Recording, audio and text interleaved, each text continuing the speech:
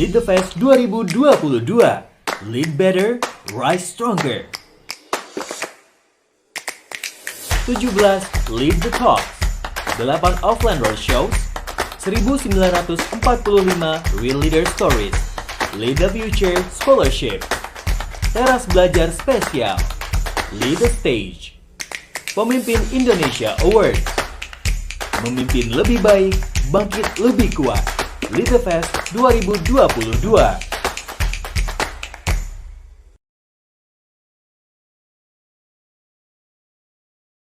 Selamat malam, pemimpin muda. Sampai senang sekali bertemu kembali dengan pemimpin muda Indonesia di malam kedua, ya, Lead the Fest dengan tema Lead Better dan Rise Stronger.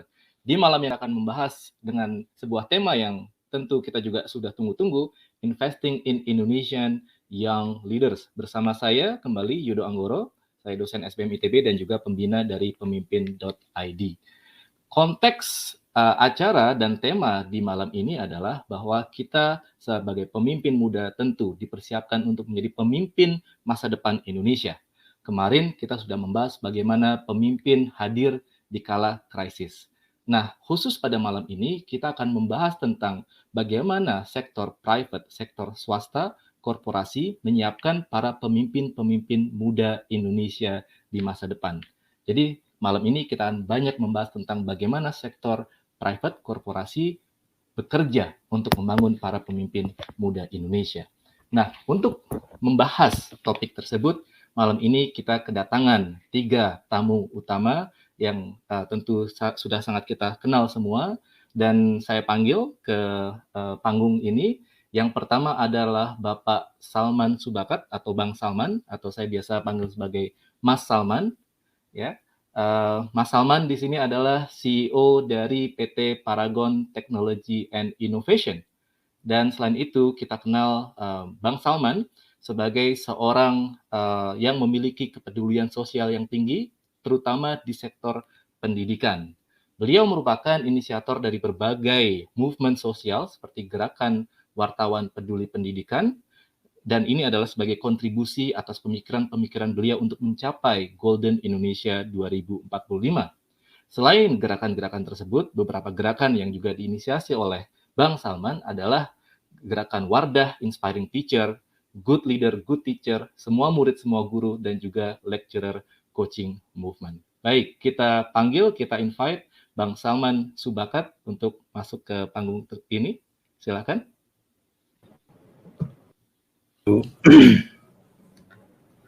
Selamat malam, Bang Salman. Malam, Mas Yudo. Semoga sehat selalu. Oke, Bang Salman, kita panggil panelis yang kedua ya. Oke. Sebagai panelis yang kedua kita panggil Ibu Disa Rizky Novianti atau Mbak Disa di sini sebagai People and Process Director dari Kala Group. Saya baca CV beliau. Kebetulan Ibu Disa sudah di sini. Mbak Disa, apa kabar? Baik, alhamdulillah. Selamat malam, Mas Yudo.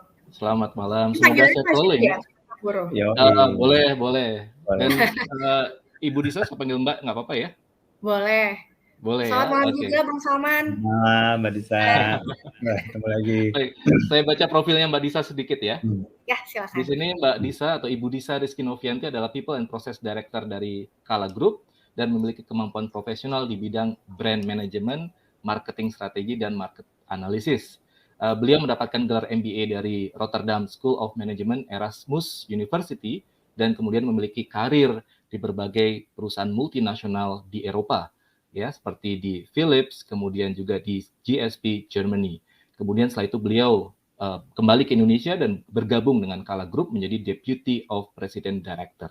Ya, dan beliau di tahun 2019 memiliki prestasi atau achievement masuk ke dalam jajaran Top 10 Indonesia Future Business Leader oleh SWA Magazine. Tentu sebuah prestasi yang membanggakan untuk pemimpin muda di sektor korporasi.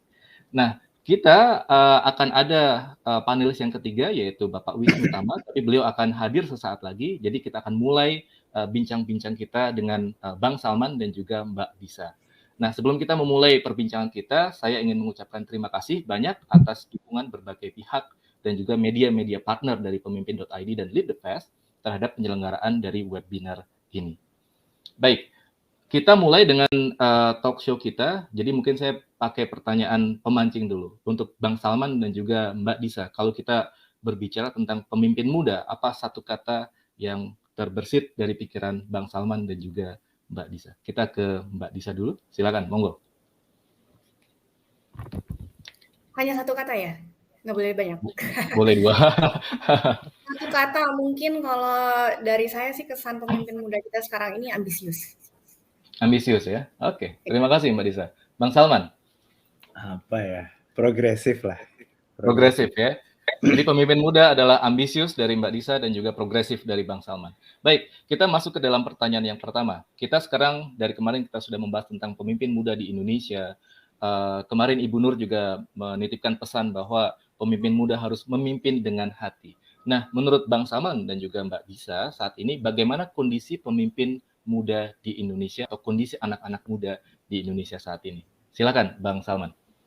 Oke, ini kan Indonesia, kalau pemimpin muda Indonesia itu tambahin lagi tuh Mas Yudo di mana gitu ya. Karena kan menurut saya di satu sisi udah sangat kuat, kompetitif, tapi mungkin belum merata gitu kan. Jadi menurut saya tadi gitu ya, banyak banget opportunity, jiwa kepemimpinannya udah semakin bagus, terus karyanya juga makin banyak, itu udah bagus. Nah, yang mungkin lebih baik lagi, pertama pemerataannya, terus kedua mungkin roadmap kali ya Mas Yudo ya. Karena kalau kesannya pemimpin muda tuh bakal muda terus gitu. Padahal pemimpin muda tuh nanti harus meneruskan lagi ke pemimpin muda yang berikutnya. Gitu. Oke. Tadi saya follow up sedikit ya Bang Salman ya. Tadi pemerataannya. Kalau menurut Bang Salman, pemerataannya saat ini seperti apa nih para pemimpin-pemimpin muda di Indonesia? Saya rasa pemerataan tuh isu di semua sektor ya, dan kalau dikaitin sama kepemimpinan, berarti kan kepemimpinan tuh juga harusnya mendorong ke pemerataan gitu. No one left behind lah istilahnya kan. Jadi semua harus dituntaskan secara sistematis, meluas. Nah, ini yang menurut saya itu tadi ya, yang kedua itu visinya kan. Misalnya sebagai pemimpin bisnis atau pemimpin ini kan juga harus memperhatikan nanti source of growth dari mana, talent seperti apa. Kalau mau perusahaannya berkembang, dia harus bangun pendidikan atau talent ekosistem bersama-sama. Kalau enggak kita itu ya Mbak Disa ya, rebut-rebutan talent terus ya. Betul, Kan, betul. nah terus gimana sekarang pemimpin muda itu justru malah ngebangun kolamnya gitu, sehingga dari dalam bersama-sama gitu. Oke. Terima kasih Bang Salman. Tadi talenta ya, untuk memperebutkan talenta itu susah. Kan katanya era saat ini adalah era the war of talent ya, perang untuk memperebutkan talenta. Baik, saya kembali ke Mbak Disa. Bagaimana kondisi pemimpin muda di Indonesia menurut Mbak Disa? Oke, kalau menurut saya kondisi pemimpin muda di Indonesia saat ini sih memang sudah lumayan cukup berbeda ya dengan generasi sebelumnya. Jadi mungkin yang paling membedakan itu kan mereka sangat digital mindset. Mereka sangat update dengan teknologi, semua knowledge mereka bisa akses lah dibandingkan dengan mungkin leaders yang di generasi sebelumnya. Nah, cuman yang menurut saya agak kurang dibandingkan dengan leader sebelumnya itu adalah human touch-nya. Itu. Jadi karena kalau saya menilai kecenderungan pemimpin muda zaman sekarang itu kan lebih cepat ya. Mereka mau semuanya instan, mau prosesnya itu lebih cepat dibandingkan sebelumnya. Nah, mereka akhirnya kurang sense of human touch-nya. Mungkin makanya kemarin tadi Mas Yudo juga sebutkan pemimpin muda di sesi sebelumnya itu kan sempat disebutkan harus memimpin dari hati. Nah, itu mungkin adalah kekurangan pemimpin kita sekarang, kalau menurut saya ya. Jadi mereka sangat terekspos dengan semua information, tapi malah koneksi dengan human touch-nya itu yang mungkin harus ditingkatkan. Nah, itu yang menurut saya sih satu hal yang mungkin kita perlu improve bersama-sama. Dan tadi juga yang menurut Mas Salman tidak merata. Nah, itu benar banget karena kebetulan kan di Kala Group ini kita berdomisili di Indonesia Timur. Itu betul banget yang disebutkan Bang Salman tadi. Jadi kondisi pemimpin muda di Indonesia Timur dengan Indonesia Barat itu tidak bisa dibilang sama. Jadi banyak memang potensi-potensi leaders muda di Indonesia Timur yang tidak kalah hebatnya dengan pemimpin di Indonesia Barat. Tapi dari sisi pemerataan itu belum seideal yang ada di Indonesia Barat.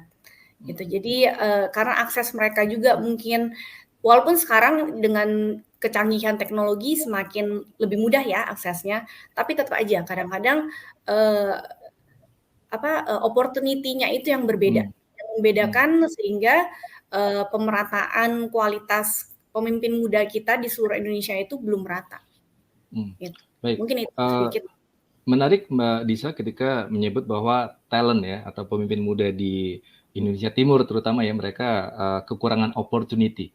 Nah, kekurangan opportunity ini apakah karena juga ada masalah kondisi ekonomi atau mungkin juga kebijakan pemerintah atau mungkin juga kondisi bisnis yang kurang merata? Menurut Mbak Disa seperti apa? Terutama di bagian Indonesia Timur ini. Mungkin karena kurang banyak, masih belum terlalu banyak inisiatif. Jadi yang kalau di Indonesia Barat kan sudah banyak ya, kebanyakan kan memang berpusatnya di Jakarta dan di Jawa. Nah kalau yang di Indonesia Timur ini memang inisiatif-inisiatif dari private sector, kemudian dari government itu juga belum terlalu sebanyak yang ada di Jakarta misalnya. Gitu. Jadi dengan kurangnya opportunity yang mereka dapatkan, jadinya ya mereka yang harus mencari-cari sendiri nih. Opportunity yang ada sama seperti yang teman-teman mereka bisa dapatkan di Jakarta misalnya. Tapi kalau dari kualitas sebenarnya sama. Mereka punya potensi yang sama, hanya mungkin karena opportunity-nya yang kurang. Iya. Dari penjelasan tadi dari Bang Salman dan juga Mbak Disa ada sebuah fenomena yang kita juga ikut cermati bersama tadi, kekurangan talenta. Sehingga Bang Salman di Paragon gitu sebagai pemimpin di Paragon, Mbak Disa di Kala Group terutama di Indonesia Timur merasa kesulitan untuk memperebutkan talenta. Apakah ada experience di mana Bang Salman di Paragon dan juga Mbak Disa di sini merasa kesulitan? Ada pengalaman-pengalaman tertentu begitu untuk mencari talenta? Katanya seperti mencari jarum di tumpukan jerami. Gimana tuh Bang Salman? Ya sama ya. Jadi kayak sebetulnya kan memang ini self koreksi juga ya buat Paragon ya, bagaimana dan semua perusahaan kan, bagaimana kita juga harus berangkat dengan apapun yang ada kan. Nah kadang-kadang perusahaan itu selalu kadang-kadang melihat kondisi, paling sering nih ngomong orang bilang cari kerja susah, bahasa sederhananya ya. Tapi dari sisi corporate cari talent juga susah. Itu kan juga paradoks ya. Ketemunya di mana nih, di tengah-tengah kan kita harus bikin jembatan-jembatannya. Nah, itu yang terjadi saya rasa sih setiap saat tuh. Hampir semua perusahaan yang performance-nya bagus, diminati banyak talent, tapi talentnya kurang, ya kan? Nah, cuman kadang-kadang kan kenapa nggak kita ya udah kita perbesar tadi ya talent pool-nya, terus kita rancang juga sistem kerjanya gitu sehingga bisa gitu. Terus habis itu saling belajar gitu kan. Mungkin ada yang bilang cari orang di timur susah, tapi Kala Group kan udah mengajarkan ya. Jadi kemarin kalau saya rapat tuh Mas Yudo, kalau Kala Group selalu bilang itu matahari terbitnya kan di timur katanya. Dapatnya duluan ya. Tapi secara nggak sadar dua sisi kan, di satu sisi dua sisi kan seperti itu ya, maksudnya di satu sisi ini, nah perpaduannya ini memang mungkin sesama generasi muda juga harus saling ngobrol, sesama corporate juga harus saling ngobrol gitu. Betul. Okay. Itu gunanya kolaborasi ya Bang Salman. Nah, itu gunanya kolaborasi. Mbak Disa ada pengalaman untuk mencari talenta yang katanya susah saat ini? Talenta yang bagus begitu ya? Ya, jadi tadi benar banget cari talent itu susah-susah gampang. Jadi karena talent itu kan bukan hanya dari kecerdasannya yang kita cari, tapi juga kecocokan. Nah, kecocokan itu tuh yang kadang-kadang malah lebih susah nyarinya. Karena personality applicants atau talent di luar itu belum tentu cocok dengan corporate culture yang ada di kita. Itu sih yang biasanya sulit. Karena orang pintar banyak. Tapi orang yang bisa engage dengan perusahaan kita itu yang agak sulit. Nah itu makanya agak-agak susah gampang nyari talent yang memang cocok. Tapi kalau saya sih sebenarnya sangat optimis ya dengan talent-talent yang ada di Indonesia, sangat-sangat bagus semuanya. Hanya memang ya itu tadi kecocokannya aja dengan corporate culture kadang-kadang itu yang membuat agak tricky. ada tips-tips tertentu Mbak Disa, ketika kita sudah dapat talent, bagaimana kita memastikan bahwa si talent ini cocok dengan corporate culture? Mungkin ada induction program, mungkin ada Ya. apa gitu ya. Biasanya gimana tuh kalau di Kala Group prakteknya? Kalau melihat kecocokan seseorang dengan corporate culture kita memang harus dilihat dari kesehariannya ya. Kadang-kadang kalau dari kita interview gitu kan, wah kayaknya bagus nih, tapi ternyata ya biasalah interview kan, atau assessment tercanggih pun itu sebenarnya ya bisa lah dicari ininya akal-akalannya. Nah, cuman memang begitu mereka sudah masuk, nah ini yang baru kelihatan. Nah, jadi ketika mereka sudah masuk itu induction sangat penting, kemudian mentorship dari atasan. Nah, itu semua yang benar-benar bisa membuat seorang talent yang baru masuk itu bisa engage dan memang bisa match dengan corporate culture. I see. Bang Salman, kemarin Ibu Nur Hayati sebagai pendiri menekankan 5 values dari Paragon ya. Ada ketuhanan, ada kerendahan hati, ada kerja keras. Ini mohon maaf nih kalau saya nggak ingat masing-masing ya Bang Salman ya. Dan terakhir yang saya ingat tuh inovatif begitu Bang Salman. Dan tadi yang disampaikan Mbak Disa tadi, kita udah interview begitu, kemudian kita kenalkan dengan corporate culture. Tentu nggak semuanya bisa cocok gitu. Artinya apalagi ada 5 talent, 5 values-nya dari Paragon. Ini gimana Bang Salman supaya 5-5-nya ini bisa terinternalisasi gitu ya bahasa kerennya? Kalau saya rasa tuh cuman ini ya, kan kalau ngobrol itu kan masuk ke perusahaan tuh bisa kadang-kadang berkali-kali baru jodoh gitu. Jadi kalau misalnya kita lihat mungkin sama-sama nih anak muda Indonesia sama corporate, ini enaknya corporate ya, dia kan ada long term planning, ada sampai 20 tahun ke depan. Jadi saatnya memang kita tarik 20 tahun ke depan tuh kita mau ngapain, ya kan? Nah, terus kita mungkin bisa cegat, apalagi udah ada kebijakan Merdeka Belajar, kita udah harus bisa memperkenalkan tentang perusahaan kita sedini mungkin. Dan kita juga harus being vulnerable. Ini udah nggak zamannya lagi perusahaan tuh kayak tempat berebut kerja gitu. Jadi perusahaan sama butuhnya sama talent, dengan talent ke perusahaan. Nah, saya rasa tuh akan timbul dialog tuh. Dan saya rasa tuh ruang-ruangnya makin terbuka ya. Memang Mas Yudo kita kan belum terbiasa nih. Sebetulnya sesimpel kalau bisa ya, ini kan topiknya anak muda Indonesia ya. Jadi sesimpel misalnya anak muda Indonesia bersama OSIS dan guru muda menghadirkan orang tua murid ke sekolah. Kan yang susah cari talent itu kan orang tua murid. Wah, dia nyalain aja anak muda kan misalnya. Kenapa sih teman-teman kamu pada nggak masuk gitu? Terus misalnya, Pak, maaf Pak, Bapak nggak pernah datang ke kantor gitu kan? Nggak kantor, ini kebiasaan kerja nih lembur. Bapak nggak mau datang ke sekolah gitu ya. Jadi ternyata ibaratnya strategi gitu ya, ruang kolaborasi itu sebenarnya masih banyak banget gitu untuk tadi ya.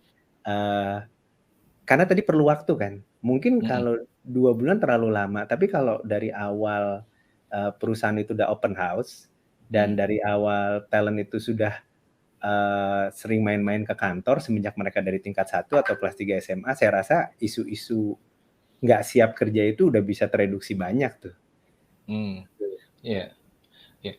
Oke, jadi tadi membiasakan diri juga ya untuk berkontribusi kepada masyarakat seperti tadi ya, ke sekolah, ke guru begitu ya.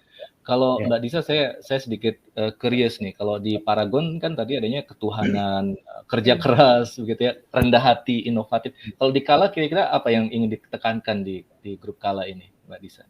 Oke, jadi Kala ini sebenarnya juga kita punya corporate values, itu singkatan dari Kala.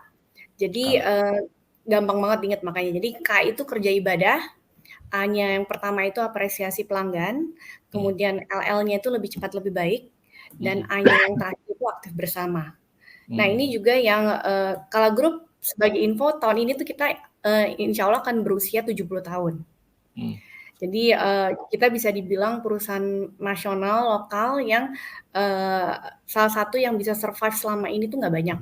Jadi kita one in maybe I don't know mungkin 10-20 perusahaan yang bisa survive sampai sekarang. Nah, salah satu yang membuat kita survive itu adalah karena kelima values itu tadi. Jadi Oke. kelima nilai perusahaan ini yang memang dari awal ketika didirikan Kala Group ini adalah nilai-nilai yang membuat kita bertahan sampai sekarang. Karena nilai-nilai ini adalah rintis dan dijalankan memang langsung dari pendirinya.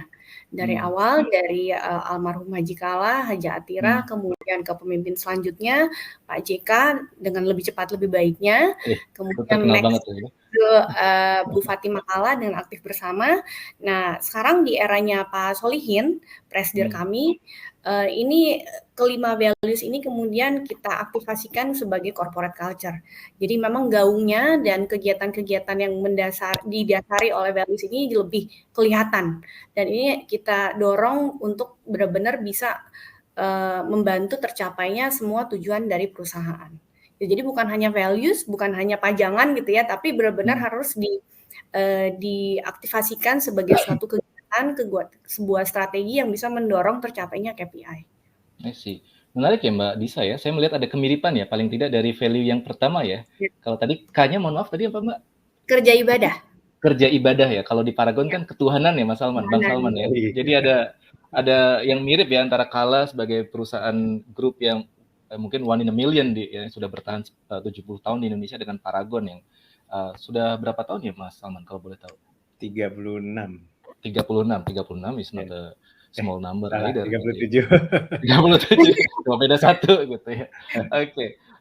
Oke, ini saya dapat informasi kalau Mas Tama ya, Pak Wisnu Tama sudah hadir di tengah-tengah kita. Kita sambut langsung beliau, Pak Wisnu Tama, Komisaris Utama dari Telkomsel. Selamat malam Mas Tama, Pak Wisnu Tama. Sudah bisa join dengan kita di sini? Selamat malam. Selamat malam. Mas Tama, apa kabar? Apa kabar? Assalamualaikum. Waalaikumsalam warahmatullahi wabarakatuh. Mas Tama, salam kenal. Saya Yudo Anggoro yang memandu acara kita malam ini. Ya, semoga sehat selalu ya Mas Tama. Kita baru mulai dan kita bahkan baru di topik pertama. Ya, jadi kita baru membahas tentang kondisi anak muda, terutama kondisi pemimpin muda di Indonesia. Tadi sudah disampaikan oleh Bang Salman bahwa pemimpin muda di Indonesia ini progresif, tetapi ada satu masalah, yaitu adanya kesenjangan atau ketidakmerataan. Mbak Disa juga menyampaikan tadi bahwa pemimpin muda itu adalah ambisius, begitu ya, ambisius, tetapi apalagi Mbak Disa juga menyoroti kondisi pemimpin muda di Indonesia Timur, di mana Kala Group banyak beroperasi, di mana pemimpin muda kurang mendapatkan opportunity. Kalau menurut Mas Tama, seperti apa kondisi pemimpin muda di Indonesia saat ini? Ya, terima kasih. Pertama-tama Mas Yudo, Mbak Disa, Salman atas undangannya. Dan tentu ini suatu topik yang sangat menarik ya, soal leadership development lah intinya ya. Yeah. Di mana kepemimpinan itu bisa terbangun secara merata di seluruh Indonesia. Nah, memang karena sedemikian rupa di sisi barat Indonesia begitu banyak dinamika yang terjadi dalam kehidupan, begitu ya. Dinamikanya lebih intens gitu ya kalau boleh dibilang, apalagi di Jakarta. Akhirnya secara alamiah leadership itu juga terbentuk, begitu ya. Lebih ke punya kesempatan dalam tanda kutip ketempa ya. Leadership itu kan harus ditempa ya. Tadi Mbak Disa juga sempat sampaikan saya pribadi juga kenal sama Pak Yusuf Kala ya. Bagaimana perjalanan karir beliau walaupun mulai dari Makassar begitu. Tetapi di Jakarta pun beliau tertempa juga begitu ya leadership. Nah, itu mungkin ya luxury dalam tanda kutip ya, kemewahan yang didapat anak-anak muda di Indonesia bagian barat kalau boleh dibilang ya, khususnya di Pulau Jawa, mendapatkan kesempatan tersebut di dulu-dulu ini. Tetapi dengan perkembangan teknologi yang ada saat ini begitu, itu sudah mulai bergeser ya. Catatannya memang dengan disrupsi teknologi yang ada sekarang, potensi bukan potensi saja, tapi kesempatan yang ada itu akhirnya bisa bergeser kemanapun juga sebenarnya begitu. Nah, tinggal bagaimana kita bisa memanfaatkan hal tersebut seperti hari ini lah, malam ini ya kan. Kalau bikin acara seperti ini 10 tahun yang lalu kita mesti naik pesawat nih bareng-bareng kumpul di Makassar, misalnya begitu ya kan. Dan rasanya belum lama yang lalu juga saya juga sama Mas Ihin juga waktu ada acara Kalayut Fest kan, Pak? Kalayut Fest, Mas Tama. Kalayut Fest. Iya, kan saya datang ke sana. Kita mesti berbondong-bondong ke sana kan gitu ya. Tapi kan masalahnya kan luxury waktu ya untuk semua orang untuk sering ke sana kan sulit begitu ya kan. Nah, jadi sebetulnya teknologi bisa mendisrupsi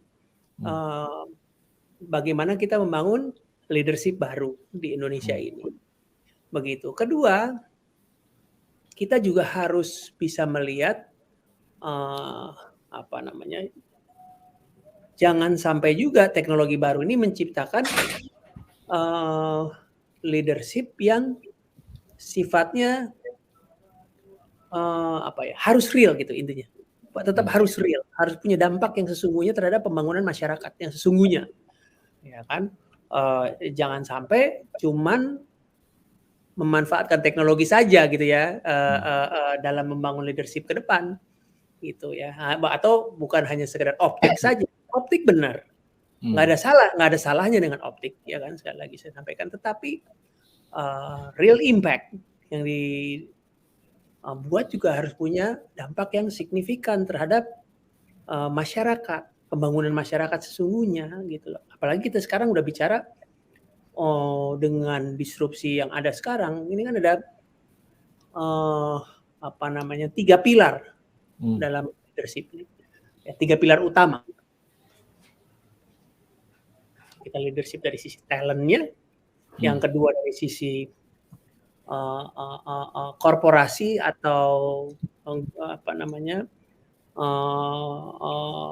nggak harus korporasi swasta tapi pemerintah gitu, dan yang adalah yang terkait dengan regulasi gitulah. Bagaimana kita bisa membangun di 3 aspek ini.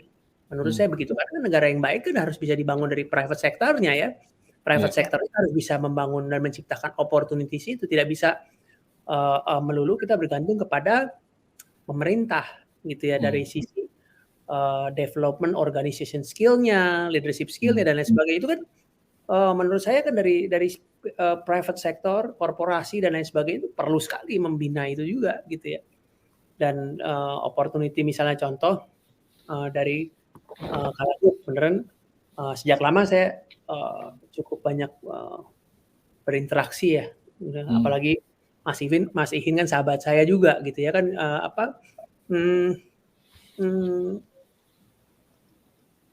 grup untuk membangun, itu kan korporasi ya, bukan pemerintah ya kan gitu ya.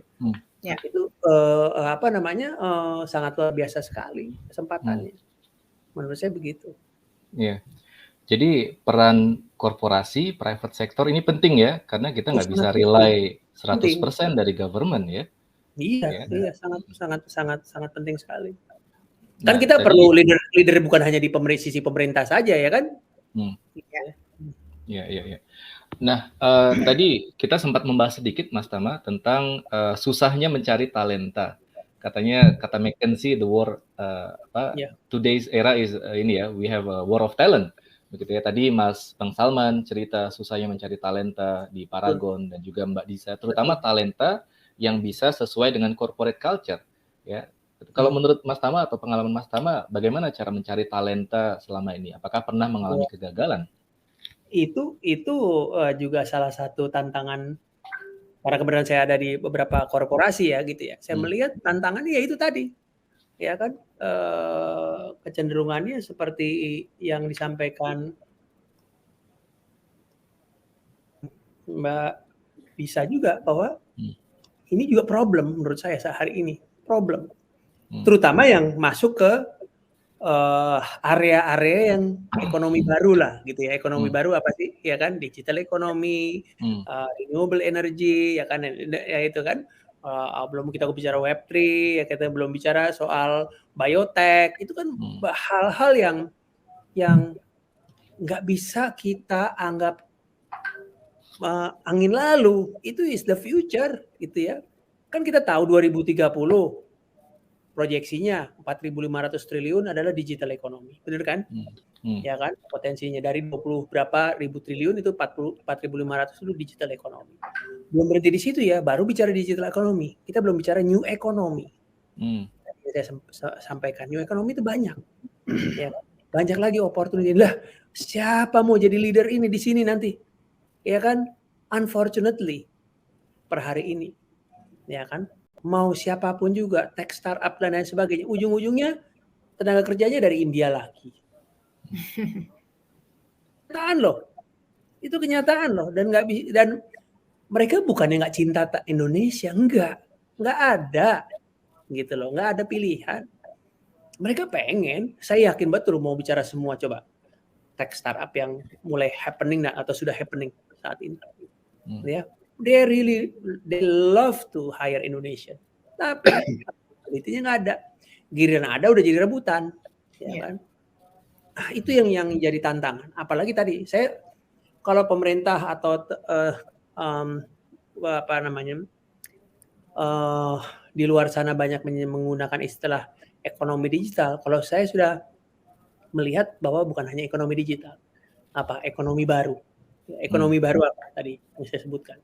Ya kan, digital ada lagi, terpisah lagi web3 sama digital. Wah, ini binatang yang berbeda lagi nih, dua nih kan, walaupun sama-sama digitalnya, ya kan. Baru bicara web3, belum bicara kita soal tadi biotech, belum bicara soal renewable energy, ya, belum kita bicara lagi sekarang gen manusia udah bisa diedit sekarang. Waduh, generasi Indonesia yang siap menghadapi hal ini, gitu. Belum bicara kalau bicara regulasi udah tantangan, belum bicara etik. Ya kan? Kita bisa loh ngedit gennya manusia, ya kan? Kita iya secara teknologi mungkin, etikanya bagaimana? Misalnya gitu. Ya, apakah kita siap ke arah sini semua? Dari sisi regulasi, saya ambil ekstrim ya. Saya ambil contoh ekstrim ya. Dari sisi kemampuan, kita harus siap bertanding di ekonomi baru. Dari sisi regulasi juga demikian. Tadi saya contoh ekstrim. Ya, bisa dalam waktu dekat kita bisa mengedit gen manusia. Itu bisa buat menyembuhkan penyakit, tetapi bisa juga menciptakan generasi selanjutnya. Lah, regulasinya bagaimana terhadap hal itu? Apakah ada aturan? Belum ada di dunia saat ini. Ini saya sengaja ngomong rada gila dikit ya, ngomong ekstrim ya. Tetapi itu kan bukan sesuatu yang tidak mungkin ya, dalam hanya hitungan waktu aja. Kita bisa bertemu dengan hal-hal tersebut. Kayak gitu ya pandangan saya. Saya sengaja ngomong yang rada-rada ekstrim, tapi dari sisi teknologi, tetapi ini nggak bisa kita abaikan. Ya. Kita nggak bisa abaikan. Dan luar biasa sekali sekarang. Ya. Teknologi yang lagi dikembangkan Google, misalnya dia menciptakan AI yang begitu advance gitu ya. Wah, sekarang lagi dibangun lagi DeepMind, ya kan? Coba teman-teman Google deh yang namanya DeepMind. Kayak gimana begitu ya? Secanggih apa? Kita masih tadi itu Mas Salman mau nyari yang buat basic algoritma atau AI yang biasa aja, mungkin bingung cari di mana. Gitu ya kan gitu. Nah, persaingan global ke depan kan nggak ada borderless. Ya kan, Mas Salman kan bisa nge-hire orang di Cekoslovakia atau di sekarang untuk jadi cyber security head-nya nggak perlu ada di Indonesia hari ini ya kan. Gitu misal gitu ya. Nah, itu yang jadi tema. Oke, ini pandangan-pandangan menarik ya, dan tadi disampaikan oleh Mas Tama ekstrim tapi justru membuka mata kita ya. Jadi saya ingin tertarik untuk membahas the new economy dari Mas Tama tadi. Pengalaman Bang Salman, Mbak Disa dan juga Mas Tama sendiri untuk mencari pemimpin di the new economy tadi ya, ada biotech, ada healthcare, kemudian tadi tentu digital, di Paragon, di Kala, dan Mas Tama mungkin saat ini di Telkomsel atau sebelumnya di Tokopedia atau di media begitu, seperti apa tuh, Bang Salman? Silakan. Ya, jadi memang itu ya. Biasanya itu kan visi jangka panjangnya itu kan gimana caranya kita beradaptasi. Nah, kalau judulnya ini sektor private, memang kan sekarang kita nonton TV, semua TV private ya Mas Tama ya. Terus semua pemasang iklannya private ya kan. Semua Google private. Jadi memang sektor private ini punya tanggung jawab untuk menjadikan mimpi-mimpi anak Indonesia ini sebagian dari customer experience-nya gitu kalau menurut saya ya. Jadi kayak yuk kita mimpi bareng gitu. Nah, once ketika kita bertemu dengan mimpi bareng-bareng kan hubungan dengan customer-nya tuh udah jadi genuine gitu. Nah, itu yang tadi kita ngomong lead by heart kan. Nah, menurut saya sih langkah pertama bagi perusahaan itu bikin kayak community of practice bareng-bareng gitu. Jarang kan misalnya perusahaan bilang kayak aku mau hidup 100 tahun lagi gitu kan, boro-boro ya kan 5 tahun lagi gimana gitu. Tapi at least kalau kita takut perusahaan kita cuma 20 tahun, kita plot 200 tahun, mungkin jadi 50 tahun gitu kan. Nah, hal-hal kayak gini tuh kadang-kadang ada kalau di TikTok banyak tuh mimpi gratis gitu. Tapi kenyataannya kita nggak mimpi gitu kan.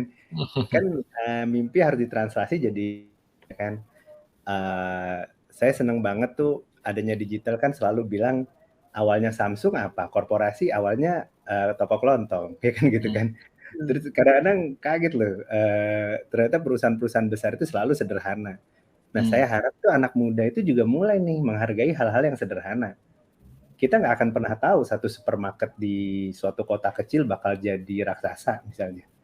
Nah, di sini saya lihat tugas perusahaan kan punya kepentingan nih untuk kayak storytelling yang baik gitu, bikin narasi gitu kan. Jangan salah loh ya, Paragon sekarang lebih gede daripada Samsung tahun 50. Kenapa nggak mimpi sih jadi Samsung sekalian, nah kayak gitu-gitu. Kenapa sih nggak Itu benar ya Bang ya? Like, kan kenyataannya semua perusahaan mana sih yang bukan perusahaan kecil? Coba tunjukin ada nggak perusahaan yang langsung gede? Aku gabung jadi perusahaan. Semua perusahaan besar itu tumbuhnya organik kan, dari kecil. Nah, menurut saya itu anak muda itu punya chance karena dia bisa browsing, dia bisa mimpi. Kalau dikasih tugas bikin roadmap 100 tahun ke depan, dia akan riset kan 100 tahun belakangan gimana sih gitu. Siapa sih yang bakal jadi ini? Saya ini ya. Dulu kita cuma mimpi tuh Mas Tama to be the shadow of Indonesia gitu. Nah, kan kita cuma mimpi doang, jadi gitu kan. Dengan brand equity, dampak ke masyarakat tadi kan kita ngomong dampak segitu besar. Jadi harusnya sih bisa gitu. Yang Paragon cuma mimpi dan ngerasa nggak bisa aja ternyata jadi gitu. Apalagi tadi yang kata Mbak Disa semua udah zaman sekarang itu kan mimpi dulu ya sebelum internet sangat masif. Sekarang scaling, startup, global connection, gimana kita bisa mengcopy cara kerja perusahaan luar, kita jalanin simulasi YouTube, gaya mimpinya itu semua udah ada kan. Nah, balik lagi, kalau sampai dengan resource yang ada itu belum bergerak, berarti kita harus refleksi lebih dalam lagi kan. Tadi yang kata Mbak Disa, apa kita kurang terkoneksi nih? Misalnya leader sama generasi kurang ngobrol misalnya. Kan kita bisa explore kan.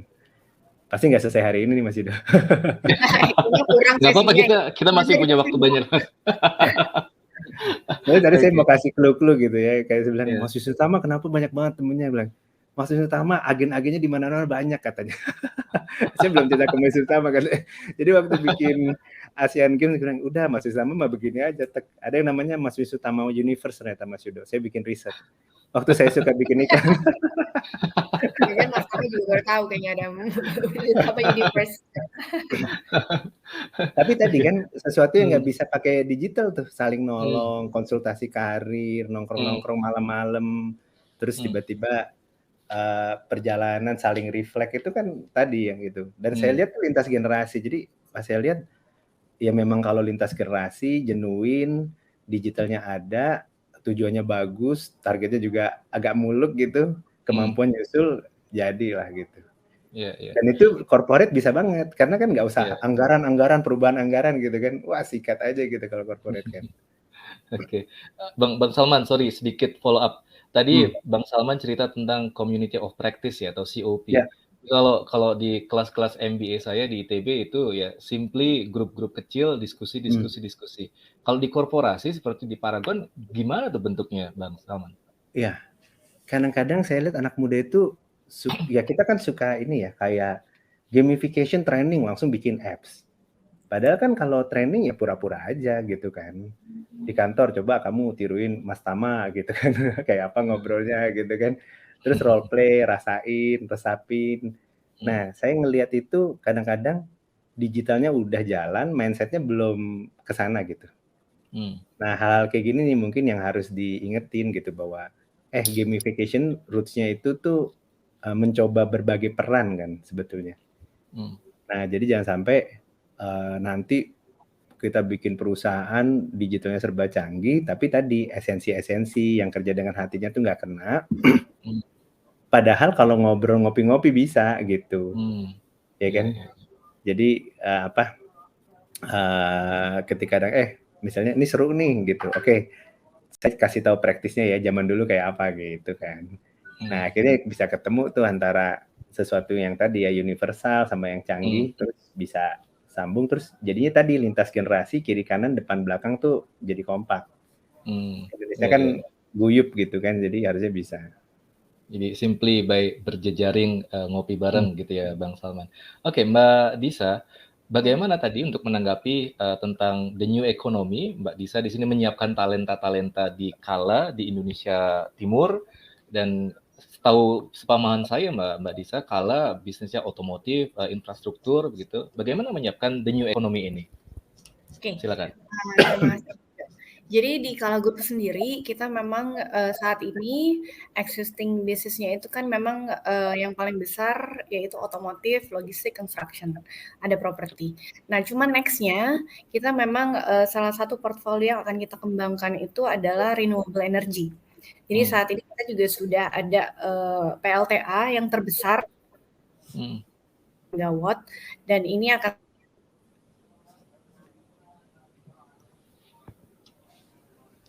Mbak Disa masih di situ? Halo. Oke. Ya, silakan. Monggo, silakan. Silakan Mbak Disa.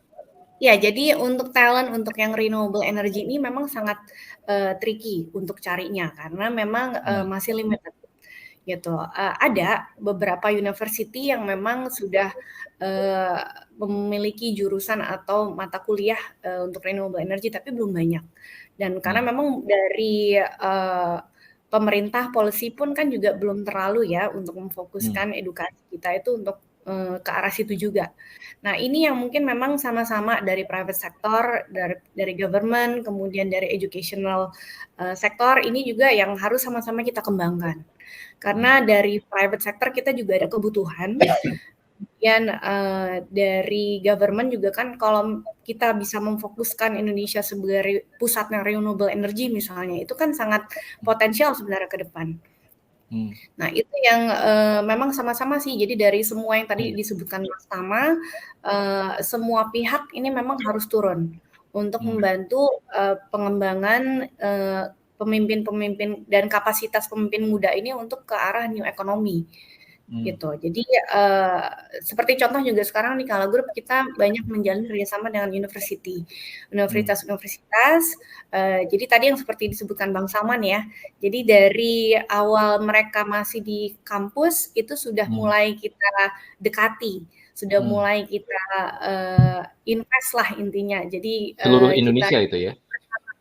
Iya, ada beberapa universitas di seluruh Indonesia. Jadi sudah mulai kita dekati, sudah mulai kita ajak kerjasama dari universitasnya, jadi membuat beberapa proyek bersama, dan yang nantinya ya lulusannya akan kita hire menjadi talent di Kala Group. Gitu. Nah, tapi ada yang saya juga mungkin mau meraise isu juga bahwa penting memang talent-talent di new economy gitu ya, atau di digital economy. Tapi jangan lupa sebenarnya talent-talent di generalisasi itu sebenarnya juga penting. Karena kadang-kadang kita terlalu fokus specific skills yang baru-baru nih. Ini yang harus kita tekuni. Padahal sebenarnya menjadi seorang leader itu banyak sekali leaders yang sebenarnya general. Yang human touch-nya, human skills-nya, leadership skills-nya. Itu yang sebenarnya membedakan satu leader yang bisa berhasil dengan leader yang lainnya gitu. Orang kalau kita lihat ya figur-figur pemimpin yang sukses itu sebenarnya kebanyakan bukan dari spesifik. Dia bukan dari ilmu yang spesifik, tapi dia lebih ke generalis. Tapi dia kuat di human touch dan di human skills-nya. Nah, itu yang mungkin kita juga harus fokus di situ juga. Gitu, untuk membina talent-talent pemimpin muda kita sekarang ini. Iya, Menarik Mbak Disa, karena tadi Mbak Disa menekankan ya dari sejak awal kita tadi berdiskusi aspek human touch, dan mungkin ini juga dipengaruhi oleh faktor kepemimpinan dari Kala ya, dari zaman Haji Kala, Pak Yusuf Kala, Ibu Atira begitu.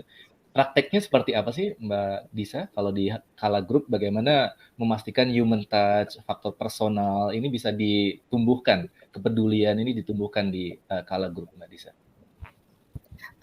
Banyak ya contohnya. Mungkin kalau specifically dengan kondisi pemimpin muda kita sekarang ini, mereka itu sangat suka dengan empowering.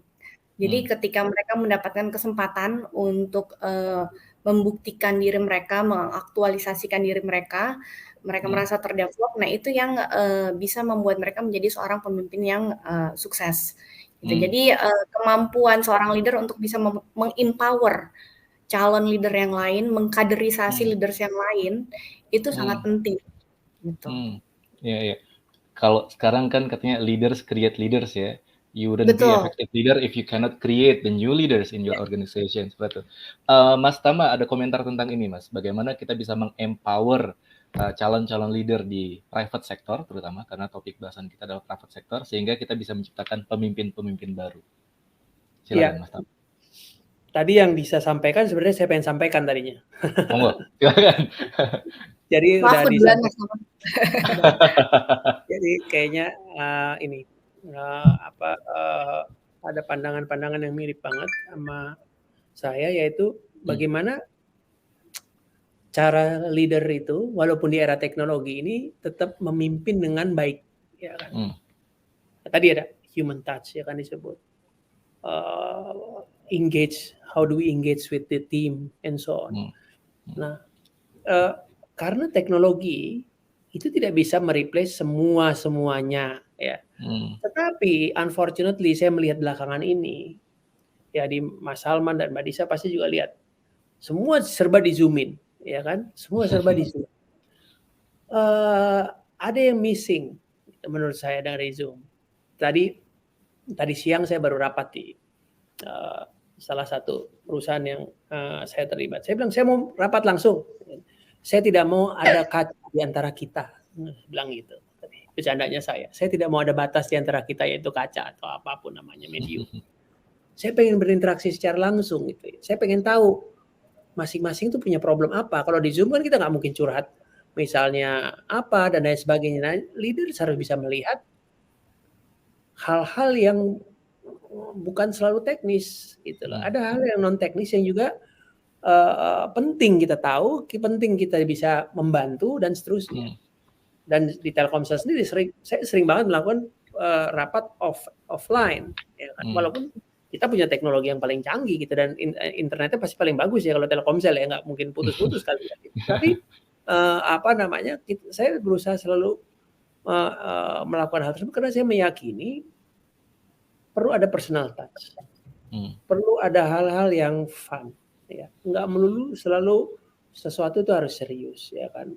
Kita perlu tahu juga anaknya berapa, sekolah di mana, dan lain sebagainya. Kita perlu tahu. Ya, nggak bisa kita nggak mau tahu gitu. Kadang saya ingat banget waktu jadi CEO di salah satu TV station, itu ada anak-anak berantem sama pacarnya cerita sama saya. Saya luangkan waktu untuk mereka cerita. Dia mau kawin nggak jadi, mau ini nggak disetujui mertua, and so on. It's okay. Kita justru hal-hal tersebut lah ya. Kalau teknis kita bisa lewat Zoom malah, ya kali, ya kan? Teknis kita bisa lewat Zoom. Tapi kalau hal-hal tersebut mungkin nggak bisa digantikan gitu loh.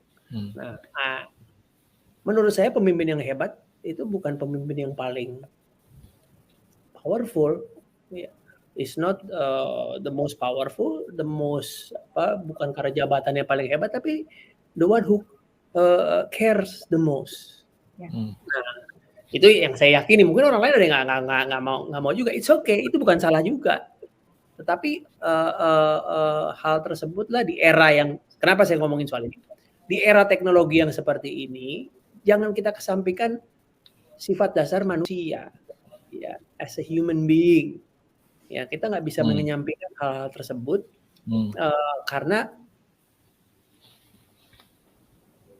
waktu bisa ngomong seperti itu, saya bilang, oh iya cocok nih, cocok gitu. Karena hal tersebut, perhatian dan lain sebagainya, emang bisa digantiin sama teknologi kan? Enggak, gitu.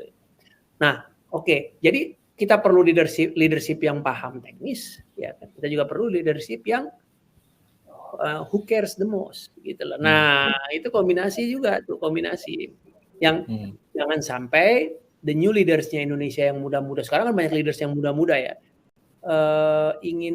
jangan menyampaikan hal-hal tersebut yang tadi Disa sampaikan. Jangan, penting, hal-hal tersebut penting. On the end of the day kita ini manusia, ya kan? Manusia yang punya rasa, ya kan gitu. Ya, teknologi is one thing, new economy is one thing. Rasa, perasaan ya, itu juga satu hal yang perlu kembangkan, diperdulikan juga gitu ya. Nah, tapi balik lagi, korporasi atau private sector lah yang bisa mencetak new leaders. Menurut saya paling banyak. Kemampuan pemerintah berapa banyak sih gitu ya kan? Private sector leaders baru gitu ya, nggak bisa melulu dia melulu gitu. Menurut saya jangan sampai kayak begitu. Sampai jompo-jompo gitu ya. Jangan, harus ada leaders yang kayak kadang-kadang old leader kadang-kadang dia belum bisa ini, belum bisa ini, nggak akan pernah sempurna kalau nggak dikasih kesempatan. Ya kan, nggak akan pernah sempurna gitu ya. Selalu rasanya nggak pernah sempurna begitu. Tapi tadi disebutkan, pemimpin yang hebat itu pemimpin yang paling banyak mencetak pemimpin baru. Bukan semuanya harus rely on him seterusnya, enggak. Jadi itu juga akhirnya akan memudahkan tugas dia ya kan, nggak one man show terus gitu ya kan. Akhirnya lu bisa awalnya mungkin di awal semua pemimpin di pucuk pimpinan, di CEO misalnya gitu. Tapi kalau dia bisa develop leadership yang baru ya, akhirnya memudahkan tugas dia, paling nggak dia bisa tidur lebih cepat gitu ya. Gitu. Jadi itu yang tadinya berjam sampai malam akhirnya bisa di delegate ya kan. Gitu. Nah, itu yang penting juga gitu ya. Akhirnya kita bisa tasknya kita jadi besar. Tadi Disa juga sempat sampaikan, leaders itu kan nggak ada disiplin ilmu yang tertentu begitu kan ya, bisa dari mana-mana ya kan. Disa tadi ngomong ya gitu ya. Saya setuju karena apa tadi? Yang dipimpin itu pada akhirnya bukan masalah teknis aja. Iya, tapi it's about people, it's about rasa, it's about apa segala macam. Ya kan, jadi pada akhirnya wisdom ya kan, bijak ya kan gitu. Pemimpin yang bijak penting juga punya hal tersebut.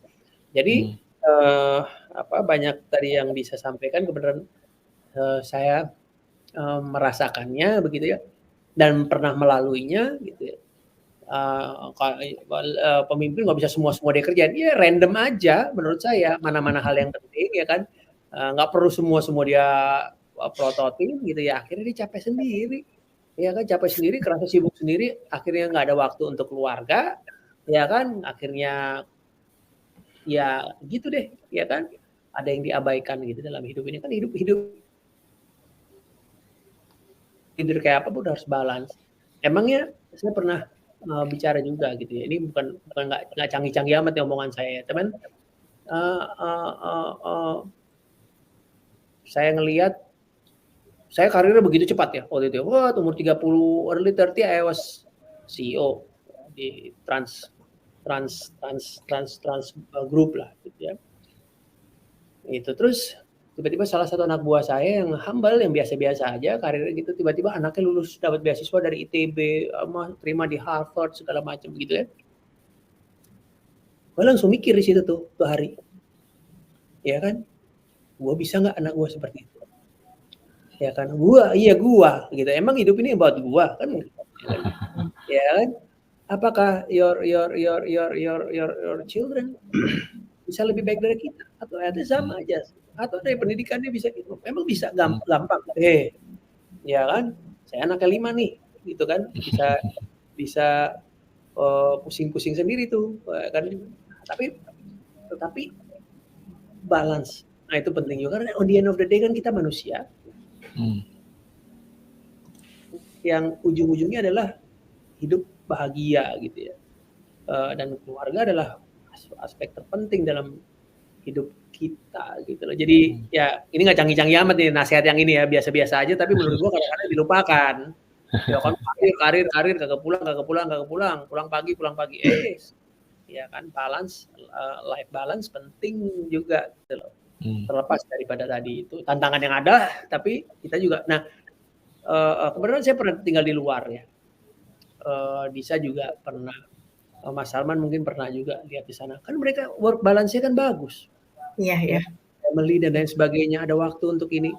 Kita di Indonesia itu rada lemah loh di situ, ya kan? Giliran ada waktu ke mall, diajarin konsumtif. Ya, saya tahu saya Kala punya mall, tapi kan bukan berarti kita harus habis-habisin waktu anak-anak kita di mall terus, ya nggak? Ya nggak? Kalau kita mungkin Mas Yudo pernah experience juga di luar. Kita ada waktu kita ke park, ya kita piknik, ya kita ke pantai, ke hutan gitu ya, penting banget, ya kan? Sementara kita kalau ada waktu dikit ya nggak sih di Jakarta tuh, Grand Indonesia, Plaza Senayan, ya Allah, kecil-kecil kita ajarin konsumtif. Nah jadi mungkin itu juga penting ya gitu. Jadi ini sekedar nggak terlalu canggih nasihat atau advice, tapi kadang-kadang kita lupa. Ya, ini meskipun kata Mas Tama nggak terlalu canggih, tapi levelnya udah wisdom tadi yang disampaikan Mas Tama tadi ya. Not too technical, tapi udah levelnya tuh wisdom gitu ya. Ini yang saya catat. Silakan Mbak Disa, ada komentar. Iya sih, benar banget yang tadi disebutkan oleh Mas Tama ya. Jadi kita kan kodrat sebagai manusia bukan hanya menghabiskan waktu di kantor. Ada banyak hal-hal lain yang memang harus kita fokuskan juga. Jangan sampai kita lupa bahwa 24 jam itu kita habiskan mayoritas hanya di kantor, kita lupa bahwa di rumah kita masih punya keluarga. Tapi kalau saya lihat sih sebenarnya Gen Z sekarang itu sudah sangat aware ya dengan ini. Jadi malah sangat menggaungkan tuh yang namanya work life balance. Kadang-kadang kita sampai bingung di perusahaan, aduh ini belum apa-apa udah minta healing. Gitu kan. Beda dengan generasi kita dulu ya Mas Tama ya, kayaknya kerja gaspol. Dikit-dikit udah progres. Tapi ya tapi itu jangan sampai, tapi benar kita harus balance, tapi waktu yang kosong ini pun juga harus kita manfaatkan seoptimal mungkin. Jangan hanya dipakai untuk konsumtif tadi seperti Mas Tama bilang. Harus waktunya itu digunakan produktif, bisa untuk keluarga, untuk belajar misalnya dan yang lainnya. Jadi memang sebagai kualitas kita sebagai seorang manusia yang memang juga akhirnya terangkat dengan kita memanfaatkan waktu lowong kita itu. Nah, pemimpin muda ya, salah satu pesan kita yang kita dapat dari para pemimpin korporasi ini saat ini ya, work life balance itu penting gitu ya. Jadi kalau liburan jangan cuma konsumsi aja gitu. Meskipun kemarin di sesi Prof Bambang dibilang konsumsi pendorong ekonomi Indonesia. Iya, work life balance penting juga. Kadang-kadang ke mall juga boleh kok, karena kita juga punya mall soalnya. Apalagi mau kalah ya, Mbak ya. Selama belanjanya produk asli Indonesia. Oh iya benar. Seperti Wardah dan Makeover. Belanjanya produk Wardah. Oke, ini sebenarnya ya, kita baru dari tadi menghabiskan satu pertanyaan yang diberikan oleh panitia. Tapi kita berkembang banyak banget ya. Jadi baru satu pertanyaan tadi kita bahas. Oke, tapi kita juga punya rekan-rekan dari seluruh Indonesia. Kalau malam kemarin, Mas Tama, Mas Salman, dan Mbak Disa, ada 4.600 katanya yang nonton. Tapi kan katanya menurut Bu Nur, filosofi kepemimpinan yang baik, ya every day is better. Ya, jadi mudah-mudahan malam ini akan lebih baik lagi. Kita ada pertanyaan dari Mas Hendro dari Pulau Solor. Wow, jauh sekali. Terima kasih Mas Hendro sudah menonton kita malam ini. Ini pertanyaannya simpel, kan jangkauannya Kala Group dan juga Telkomsel menjangkau sampai penjuru Indonesia. Paragon telah menemani banyak keluarga di Indonesia juga. Apa hal baru yang direncanakan untuk memberikan lebih banyak kesempatan bagi talenta potensial di timur, terutama nih Mas Hendro di Pulau solar. Mbak Disa dulu mungkin, silakan. Oke. Jadi untuk apa yang sudah kita lakukan ya di Kala Group untuk meningkatkan potensi dari leaders muda di Indonesia Timur. Ada beberapa sih inisiatif yang sudah kita jalankan. Contoh tadi yang mungkin Mas Tama juga sudah sempat mention bahwa Kala Group itu ada yang namanya Kala Youth Fest. Jadi di Kala Youth Fest ini tahun ini insya Allah kita akan sudah tahun keempat, kita sempat break waktu itu 1 tahun atau 2 tahun ya. Dan tahun ini udah masuk ke tahun keempat. Jadi di Kala Youth Fest itu kita akan banyak workshop yang akan mengundang banyak pembicara, mulai dari sektor bisnis, misalnya dari sektor startup, kemudian kreatif industri, kemudian juga dari yang lainnya. Jadi ada insya Allah sih, dan rencananya juga tahun ini kita masih dalam tahap diskusi, tapi kita akan juga kerjasama dengan pemimpin.id. Tuh. Jadi ini juga kita akan mengundang misalnya Bang Salman dengan Mas Tama, nanti kita coba undang lagi ya tahun ini. Mas Tama waktu datang ke Kala Youth Fest yang kedua ya Mas Tama ya kayaknya ya? Ya. Waktu itu berapa ya Mas? 2018 kalau nggak salah ya? 2018. 18 ya? 2019 Iya. Pokoknya saya sebelum jadi menteri lah, jadi iya betul. Waktu masih bisa diganggu waktu itu Mas Tama kayaknya. Setelah itu sekarang udah sibuk. bisa kalau buat Kala Group meeting. Nah itu salah satu inisiatif yang sudah kita jalankan di Kala Group. Jadi memang offline karena kita mau memang interaksi antar partisipan eventnya itu memang terjalin lebih erat karena ada beberapa workshop juga yang kita jalankan. Nah rencananya tahun ini akan kita jalankan di bulan depan, di bulan September. Kemudian itu satu. Kemudian kita juga ada Kala Future Leaders. Jadi kalau Future Leaders ini kita juga mengundang mahasiswa-mahasiswa berprestasi dari seluruh Indonesia. Kita berikan mentorship, kemudian coaching dari profesional yang ada di Kala Group. Kita undang waktu itu kita baru adakan bulan lalu di Makassar. Jadi sifatnya sebenarnya business case competition. Jadi seluruh mahasiswa yang ada di Indonesia bisa join. Kemudian finalisnya itu kita terbangkan ke Makassar. Dan di Makassar ini kita berikan sesi coaching dan mentoring dari profesional yang ada di Kala Group. Jadi mereka bukan hanya memecahkan business case yang ada di Kala Group, tapi mereka juga banyak mendapatkan masukan, training, kemudian berinteraksi langsung dengan memang profesional yang ada di Kala Group. Sehingga benar-benar real life situation dari business case-nya itu mereka bisa lihat gitu. Nah itu 2 contoh mungkin yang sudah kita coba jalankan, inisiatif-inisiatif baru. Dan selain itu sih banyak ya, misalnya contoh scholarship. Jadi Kala Group itu juga punya yayasan Kala, dan ini juga scholarship setiap tahunnya juga kita keluarkan. Mungkin sama ya seperti Telkomsel, kemudian Paragon. Kita biasanya dari yayasan itu setiap tahunnya kita mengeluarkan sekitar kurang lebih 200 beasiswa untuk, tapi memang kita memfokuskan untuk Indonesia Timur kebanyakan. Karena kita lihat opportunity untuk mahasiswa-mahasiswa berprestasi di Indonesia Timur ini masih kurang, bukan kurang, tapi opportunity-nya masih kurang. Jadi itu yang kita fokuskan saat ini. Jadi mahasiswa berprestasi dari Indonesia Timur yang kita berikan beasiswa. Ini sekitar 200-an kurang lebih setiap tahunnya. Gitu. Okay. Jadi itu sih ada beberapa inisiatif yang sudah kita jalankan, Mas Yudo. Luar biasa, ini sudah banyak ya. Tadi ditanyakan oleh Mas Hendro, apa saja sih inisiatif baru? Ternyata di Kala Group sudah banyak sekali termasuk beasiswa tadi. Mas Salman Subakat dari Paragon, silakan Mas.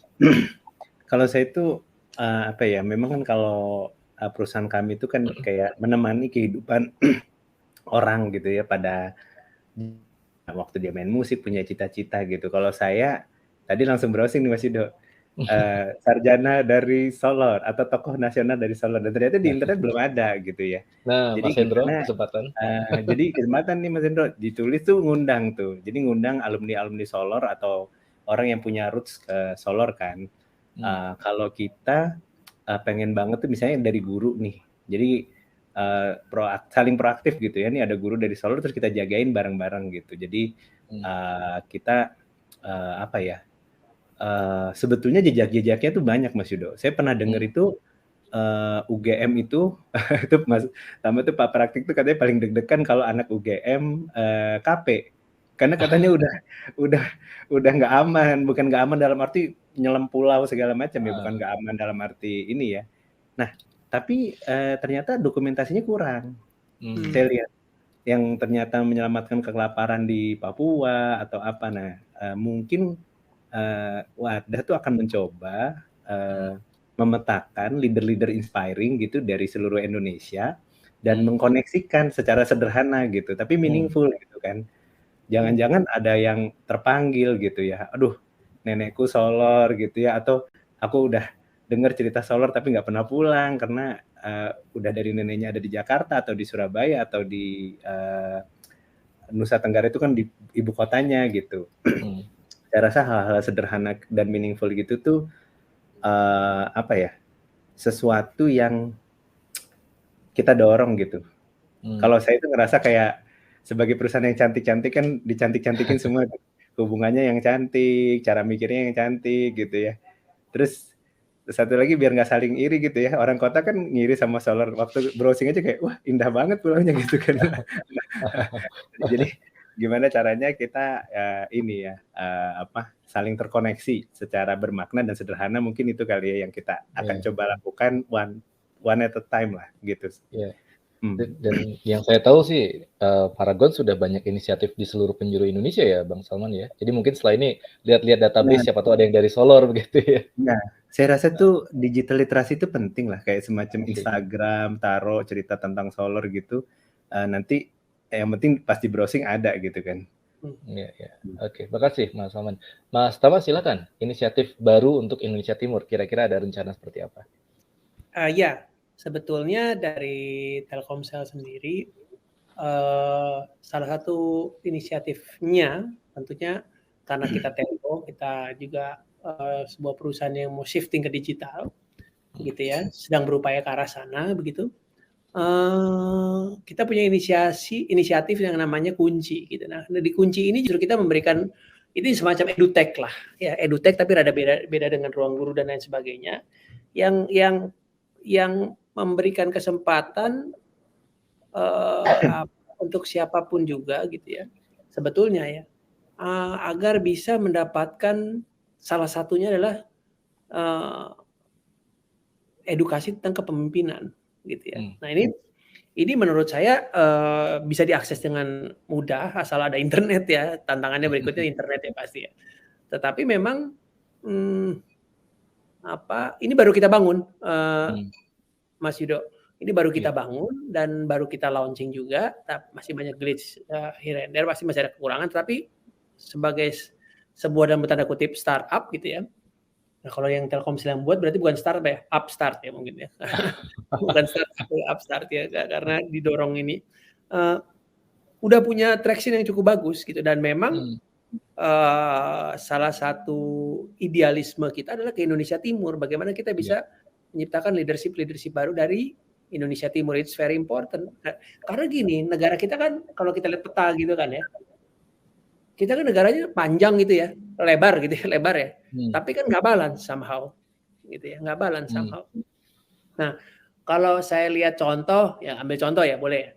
Amerika misalnya gitu ya kan, di setiap kota-kota besar yang bertebaran itu di peta Amerika itu ada kekuatannya sendiri-sendiri, dan itu private sector yang membuat berhasil.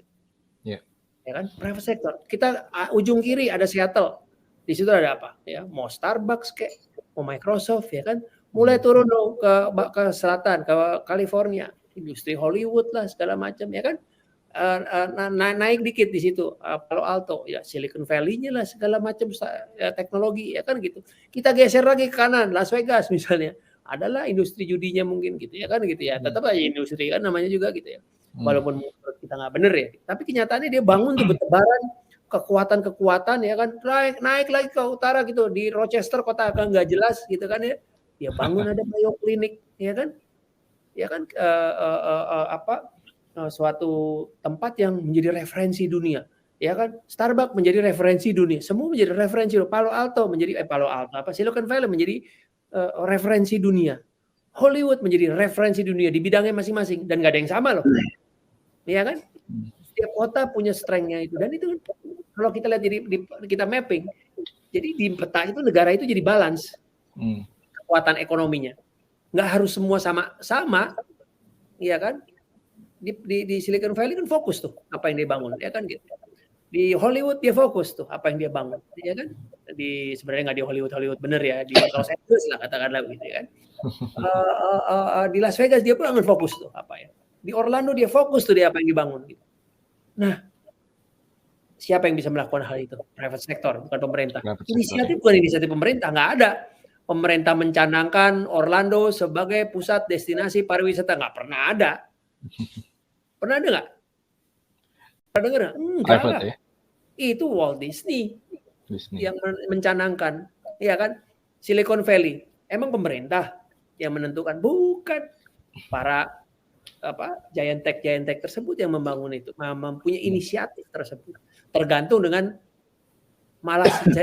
gini ya, tergantung dengan asal muasal dia atau ngerasa nyamannya dia, kan begitu, sesimpel itu aja, bukan ditentukan oleh siapapun.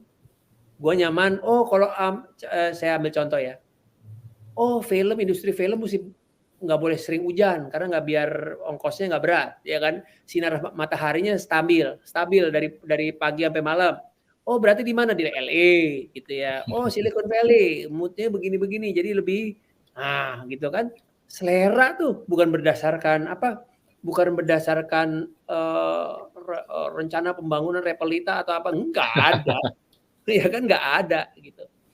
Nah, ini yang mesti kita dorong menurut saya. Inisiatif organik dari private sector. Ya kan?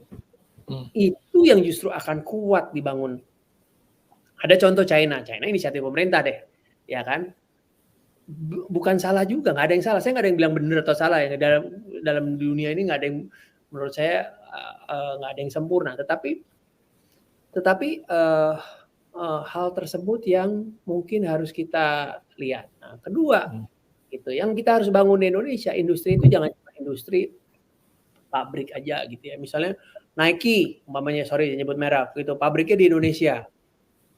Menurut saya yang harus kita bangun adalah IP, yang harus kita bangun adalah brand. Kenapa? Value-nya akan jadi lebih luar biasa. Sepotong sepatu Nike dibuat di Indonesia paling ongkosnya mungkin 50.000, ya kan, 75.000, tapi dia bisa jual berapa? 1 juta mungkin. Kenapa itu? Karena brand kan. Nah, makanya saya sangat seneng banget waktu ada Wardah gitu ya. Nah, ini gitu loh, harus bisa. Dan saya benar-benar berharap Wardah itu bukan di Indonesia aja juaranya gitu ya.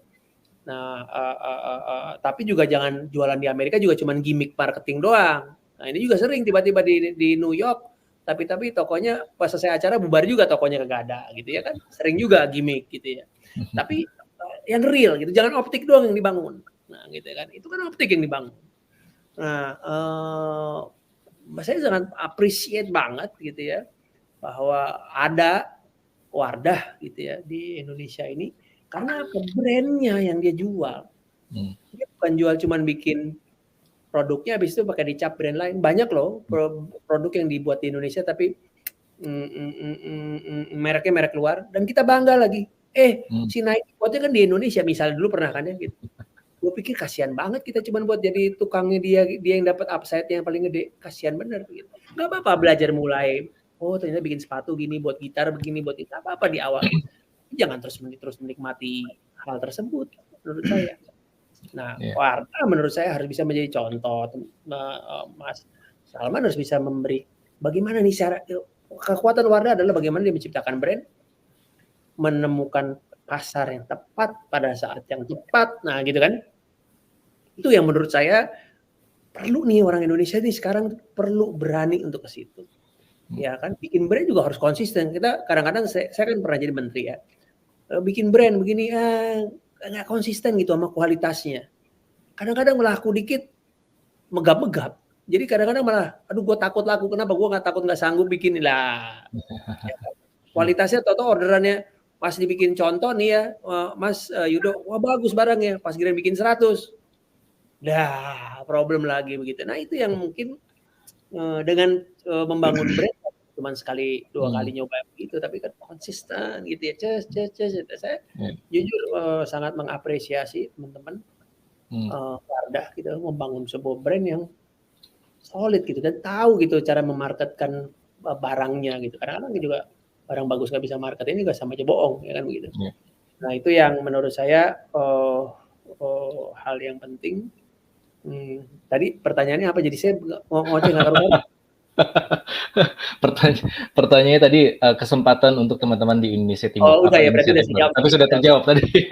Jadi yang saya catat tadi Mas Tama ya. Jadi memang ada peran organik dari private sector untuk mengembangkan potensi talenta supaya lebih merata. Kalau dulu di Amerika semuanya bisa merata, di Indonesia belum gitu ya. Dan tadi sempat disebutkan inisiatif kunci ya Mas Tama ya, seperti edutech-nya Telkomsel, dan kebetulan saya sempat ngisi satu modul leadership di mini MBA situ Mas Tama. Jadi saya tahu kunci sedang striving hard dan tentu responsnya baik sekali.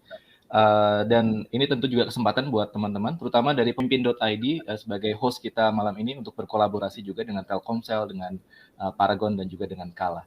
Baik, kita ada satu pertanyaan dari audiens juga. Kalau tadi dari Solar, sekarang dari UI. Ya, gimana ya Kak caranya untuk menyeimbangkan antara human touch dari pemimpin dengan kondisi eksternal yang serba cepat tadi? Tadi yang pertama kali raise this concern itu Mbak Disa. Ya. Gimana caranya Mbak Disa? Silakan. Oke. Jawabnya sulit. Jadi bagaimana caranya menyeimbangkan antara human touch dengan kondisi eksternal yang serba cepat ya. Jadi leadership skill yang berhubungan dengan human touch itu tuh sulit dipelajari secara teori. Gitu. Jadi kalau ditanya bagaimana caranya, nggak bisa dijelasin gitu karena teorinya tuh ada, tapi gimana kita bisa menguasai skill tersebut memang learning by doing gitu. Jadi yang pertama kita pasti harus mengenal bahwa orang itu beda-beda, tipenya beda-beda gitu. Nggak ada satu tipikal manusia yang sama, nggak, semua berbeda. Jadi sebagai leaders kita juga harus aware bahwa tim kita ini berbeda-beda gitu. Bagaimana cara kita berinteraksi dengan mereka, dengan tim member kita itu juga nggak bisa sama. Gitu. Jadi itu yang satu harus dipahami dulu bahwa manusia itu beda-beda. Dan bagaimana cara belajarnya learning by doing, dengan cara kita berinteraksi semakin banyak dengan sesama. Jadi mungkin untuk tips, salah satu tipsnya ya untuk para young leaders yang ada di Indonesia sekarang, sering-sering berorganisasi. Aktif berorganisasi. Karena dengan kita aktif berinteraksi dengan orang lain, itu membuat kita semakin matang dalam leadership skill kita, terutama yang berhubungan dengan human. Dan apalagi ya, mungkin secara teori sekarang kan bagi banyak yang menyebutkan tentang servant leadership. Servant. Ya. Jadi di servant leadership itu kan bagaimana kita memastikan bahwa kebutuhan tim kita itu terpenuhi. Bagaimana kita memahami dan mengutamakan kepentingan dari tim kita. Jadi bukan hanya fokus kepada kita, bukan hanya fokus kepada objektif, tapi juga memang kita harus aware bahwa tim kita ini adalah human. Kita juga adalah bagian dari mereka. Kita harus aware, kita harus mengenal mereka, dan kita harus memastikan kebutuhan mereka itu terpenuhi. Gitu. Jadi itu mungkin salah satu tipsnya ya. Jadi memang sulit sih kalau dibilang bagaimana cara belajar yang cepatnya tuh sulit. Memang harus learning by doing. Oke. Mungkin itu. Terima kasih Mbak Disa. Learning by doing, servant leadership, bahwa pemimpin itu melayani anak buahnya ya. Melayani dalam artian kita dan tadi yang berorganisasi ya, menurut saya itu penting berorganisasi. Ya. Catatan saya udah banyak banget nih Mbak nih. Oke, Mas Salman silakan. Ya, kalau tadi menurut saya sih memang paradoks tadi ya, harus, kalau saya malah justru karena mau cepet makanya harus lebih banyak lagi interaksinya gitu. Kita sering mempertentangkan sesuatu yang harusnya tidak dipertentangkan kan.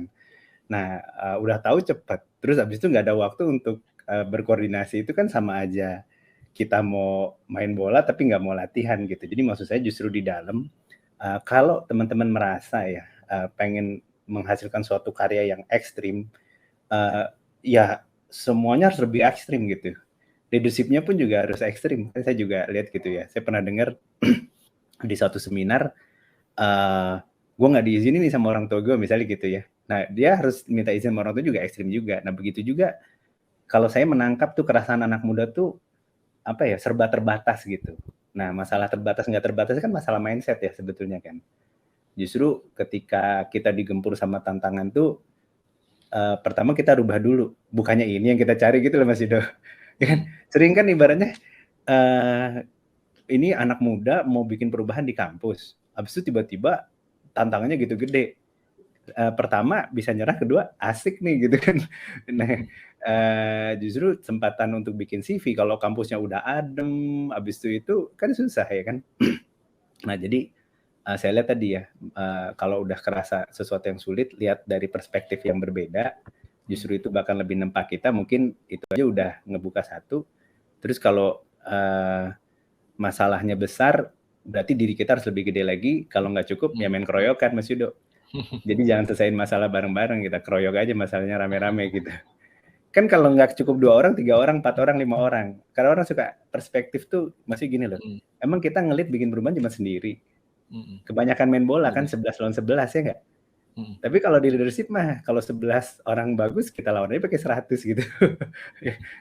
Karena nggak ada aturan kan tadi Mas Tami bilang kan. Emang ada aturannya. Kalau ibaratnya mau bikin perubahan pimpinan 2, kita berlima nggak cukup. Kalau ber-100 kan jadi cukup gitu. Jadi kalau masalahnya terlalu besar ya udah kita keroyok aja begitu ya Mas Salman. Iya dong. Oke. Alright, Mas Tama silakan. Dan sekaligus mungkin setelah ini ada closing statement dari Mas Tama untuk sesi kita malam ini, silakan. Iya. Ya memang tadi Disa udah sampaikan hal yang menarik tentang bagaimana kita memimpin itu bisa balance antara apa tadi life balance sama kemampuan teknis dan lain sebagainya begitu ya kan. Itu dan kalau bisa kita punya leaders di perusahaan kita makin banyak ya kita keroyok aja nggak kayak main bola kan ada aturan yang lu 11 nggak boleh lawan 20 gitu kan dalam memimpin perusahaan kan bisa bebas-bebas saja syukur-syukur punya 1000 pemimpin yang bagus kan gitu akan mudah gitu teman kebanyakan pemimpin yang bagus nanti takutnya malah ribut sendiri takutnya gitu ya kan jadi gimana kita balance tapi balik lagi begini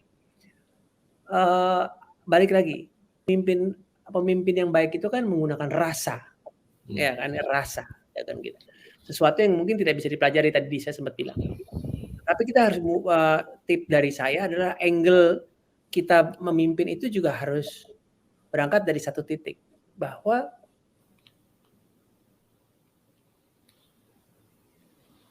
yang membuat bisa mencapai tujuan tetapi lu tahu tim anak buah kita itulah yang membuat kita jadi bisa berhasil.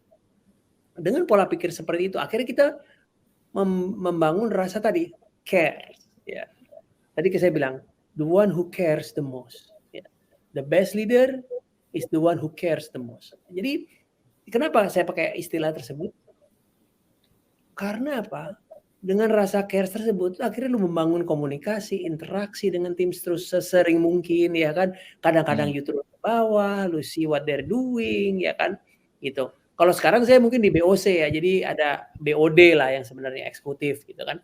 Tapi pada saat saya menjadi CEO gitu ya, itu saya seminggu itu pasti luangkan waktu untuk diskusi dan hal-hal yang menurut teknis, menurut manajemen mungkin itu nggak penting-penting amat.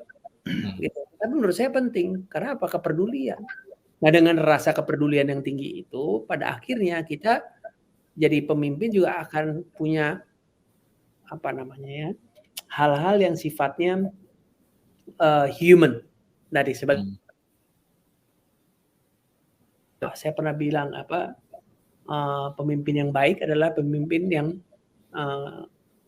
keputusannya itu adalah keputusan yang jika dia saat itu menjadi anak buah dia anggap itu benar dia apa namanya ya ditreat sama lah gitu. Jadi bagaimana kita nge-treat orang itu kita harus tahu bahwa kalau kita ditreat seperti itu kita juga oke gitu kan. Kadang-kadang ada unpopular decision at some point. Kadang-kadang unpopular decision atau keputusan yang tidak populis itu malah menjadi strategis buat perusahaan, penting buat perusahaan. Tapi komunikasi ya kan komunikasi kita bagaimana kita communicate the issue, tantangannya dan lain sebagainya. You have to spend more time to speak to them. Ya kan, ngobrol either per grup, either satu-satu, either kebanyakan ngomong di auditorium misalnya, kita bikin town hall meeting kayak apa kayak terserah. Tetapi itu penting, ya kan. Bagaimana menyampaikan apa yang disampaikan, dan di situlah ya kan, bagaimana menghadapi hal tersebut dan seterusnya. Kalau kemampuan teknis kita bisa kuliah, kita bisa sekolah, ya kan. Kita bisa asah, gitu kan. Tetapi kemampuan leadership ini satu art yang berbeda, ya. Suatu art yang berbeda yang tadi sekolahannya nggak ada juga gitu ya. Ada course eksekutif MBA, eksekutif education, leadership here, leadership that gitu ya. Tapi balik lagi nggak gitu juga gitu menurut saya, gitu ya. Kan ada tuh di Harvard di mana segala macam eksekutif education tentang leadership kan ya. Tetapi balik lagi itu kita lalui lewat tempaan-tempaan dan interaksi. Tadi kan sering organisasi, sebenarnya bukan organisasinya yang kata kuncinya kalau menurut saya, tapi interaksi pada saat berorganisasi itulah yang menggembleng kita untuk menjadi leaders, gitu ya. Ya, kadang ada orang yang tidak punya kesempatan berorganisasi, tetapi dia sering melakukan interaksi dengan anak buahnya, itu part of the art juga, part of the ini ya. 5 orang mimpin kompartemen, mimpin apa gitu, interaksi, tapi ujung-ujungnya adalah organisasi. Kelebihannya adalah melatih kita berinteraksi makin banyak sama orang. Kalau lu nggak suka berorganisasi, ya kan akhirnya lu minim interaksi dengan orang lain. Nah itu yang membuat jadi learning by doing-nya akan hilang. Dan ingat, uang kita bisa minta balik, ya kan? Barang kita bisa minta balik. Apa yang kita tidak bisa minta balik nih teman-teman mesti dengar. Kedengarannya sederhana tapi penting. Kasih tahu apa yang kita tidak bisa minta balik. Waktu. 5 detik, 1 jam yang lalu nggak akan kita bisa balik sekaya apapun kita. Iya kan? Tadi kita spend waktu berapa? 2 jam. Ya kan? Siapa bisa minta balik waktu 2 jam? Ya kan? Uang bisa kita minta balik. Barang kita bisa minta balik. Poin saya apa? Waktu itu ini remarks ya tadi istilahnya. Waktu itu ada kita sepelekan. Kadang kita tidak manfaatkan waktu, padahal yang sesuatu. Saya tanya, kalau kita punya kemampuan untuk beli apapun gitu ya, bisa kita ambil tuh duit, barang kita bisa minta. Waktu yang berapa detik yang lewat aja kita udah nggak bisa minta nih. Kasih tahu siapapun sehebat Anda, sehebat apapun Anda, mau Sundar Pichai kayak lo, mau Steve Jobs atau mau siapa, nggak ada yang bisa mengambil lagi waktu yang barusan yang kita lalui bersama. My point adalah manfaatkan waktu ini. Ya, manfaatkan waktu ini sebaik-baiknya, spend time dengan waktu yang diberikan oleh Tuhan ini untuk berkarya, dan tadi balance tadi dengan keluarga, dengan apa segala macam. Itu yang kita nggak bisa minta kembali. Itu dari saya. Terima kasih. Terima kasih Mas Tama. Mas Salman, silakan closing statement-nya. Ini untuk menghargai waktu bersama gitu. Ini kan temanya Indonesia Timur. Saya mau ngangkat ini ya. Indonesia itu punya wisdom yang mungkin gitu ya. Sundar Pichai kalau dengar langsung kayak bisa termenung nih Mas Tama. Ini misalnya kata-kata Samratulangi dari timur. Jadi si Tumoto itu artinya indah banget ya. Manusia baru dapat disebut sebagai manusia jika sudah dapat memanusiakan manusia. Maksud saya itu kalau orang Indonesia bangga sama itu, kalau kita ngomong competitiveness nih, orang bule juga geleng-geleng, gila siapa sih? Gue baru denger tuh humanness. Orang Indonesia, orang Barat pasti ribet gitu. Humanness, human apa coba ya kan? Cuman dia baru memaknai gitu ya. Maksud saya bangga dengan apa yang ada gitu ya. Semua Mas Hendro dari Solor gitu. Terus gunakan tadi digital, tetap genuine, leadership muda Indonesia. Nah, kalau anak Indonesia itu harus terkoneksi nih secara global gitu kan. Jadi mulai ibaratnya dikombinasiin tadi ya, bahasa jemput-jemput. Jadi menurut saya sih tadi ya, gunakan local wisdom untuk bisa bersaing secara global. Oke, Terima kasih ya, local wisdom untuk memanusiakan manusia. Mbak Disa, silakan. Oke, terima kasih. Jadi udah closing statement ya, wah nggak terasa nih udah hampir 2 jam. Iya, balik lagi sih tadi mirip dengan opening statement saya. Jadi untuk para pemimpin muda yang ada di Indonesia sekarang ini, jangan lupa bahwa seorang leaders yang sukses itu adalah seorang leaders yang bisa pada at the end-nya itu sebenarnya memimpin orang. Jadi penting untuk bisa expert di suatu technical skill tertentu. Itu penting. Tapi at the end kalau kita mau menjadi seorang leaders yang hebat, itu yang kita pimpin adalah manusia. Gitu. Jadi technical skill itu kadang-kadang kalau kita sudah di atas ya, kita sudah memimpin tim yang banyak, itu bahkan technical skill itu bisa tim kita yang sebenarnya memiliki expertise itu. Jadi kita yang di atas itu leaders ini kita yang harus bisa memimpin human-nya gitu. Dan memimpin human itu gampang-gampang susah karena nggak ada teorinya. Manusia itu bermacam-macam, nggak ada manusia yang sama persis gitu. Jadi sering-seringlah berinteraksi dengan orang lain. Put your empathy first gitu kan. Jadi coba pahami orang lain, bagaimana apa masalah mereka, apa keinginan mereka, sehingga dari situ kita bisa belajar untuk bagaimana caranya kita bisa memimpin orang lain. Kalau di satu saat kita memang harus kita menduduki posisi sebagai seorang leader. Mungkin itu dari saya, Mas Yuda. Terima kasih. Empathy first ya Mbak Disa ya. Yes. Wow, terima kasih sekali Mas Wisnu Tama, Mas Salman Subakat, Mbak Disa. Kita ngobrolnya nggak kerasa hampir 2 jam. Tadi panitia ngasih saya 4 pertanyaan saja gitu ya. Dan tahu nggak, kita tadi seperti aku udah bilang, kita baru bahas 1 pertanyaan. Dan kita nyambung sampai kemana-mana ya. Tapi intinya ya, kita bahas tentang korporasi, perannya penting sekali tadi di-emphasize oleh Mas Tama begitu ya. Dan tentu sebagai pemimpin di sektor korporasi, kita bantu pemerintah, kita bantu masyarakat untuk menciptakan pemimpin Indonesia di masa depan. Terima kasih sekali lagi Mas Tama, Mas Salman, dan Mbak Disa. Semoga sehat selalu, sukses, dan semoga kita terus berkolaborasi di masa depan. Terima kasih. Silakan bisa kembali ke backstage untuk Mas Tama, Mas Salman, dan juga Mbak Disa. Thank you Mas Tama. Terima kasih lagi. Sehat-sehat semuanya. Assalamualaikum warahmatullahi wabarakatuh. Waalaikumsalam warahmatullahi wabarakatuh. Waalaikumsalam.